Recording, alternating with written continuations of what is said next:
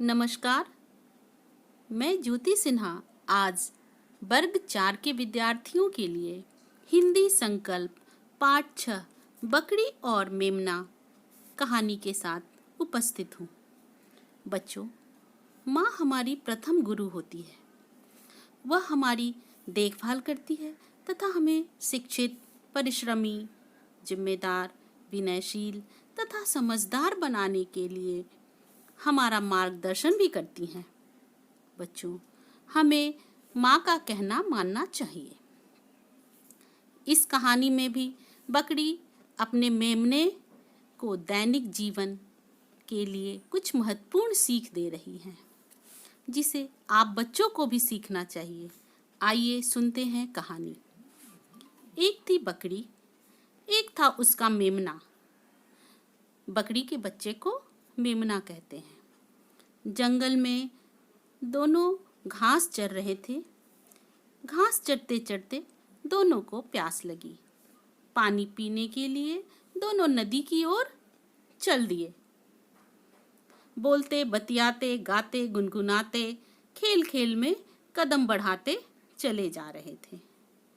बातों बातों में बकरी ने अपने बच्चे मेमने को समझाया, साहस से काम लो तो संकट टल जाता है। धैर्य बना रहे तो विपत्ति से बचाव का रास्ता निकल ही आता है।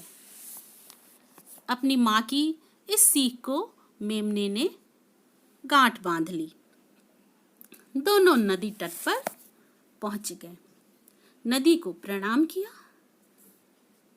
नदी ने दोनों का स्वागत कर उन्हें चिताया।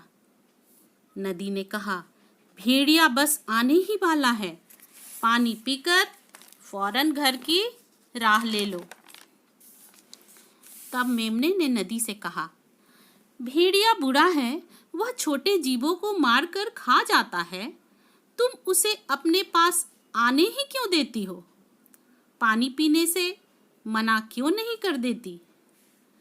मेमने की बात सुनकर नदी मुस्कुराई और मेमने से बोली, मैं यह सब जानती हूँ।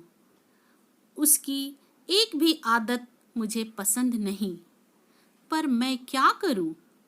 प्यास बुझाना मेरा धर्म है, मैं उसे मना नहीं कर सकती। नदी से बात कर दोनों नदी का शीतल और मीठा जल पीने लगे। बकरी और मेमने ने खूब पानी पिया।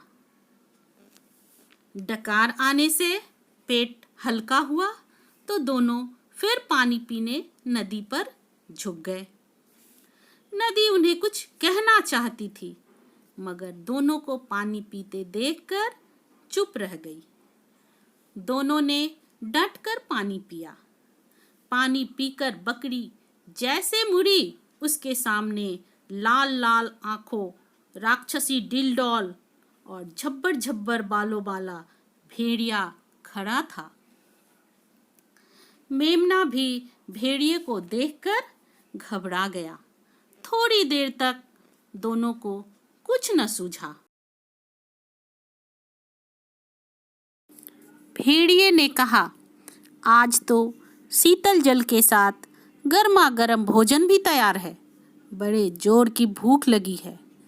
अब पहले मैं तुम दोनों को खाऊंगा, फिर पानी पीकर अपनी प्यास बुझाऊंगा। तब तक बकरी संभल चुकी थी, मेमना भी खुद को संभाल चुका था। कहानी का शेष भाग अगले वीडियो में। धन्यवाद।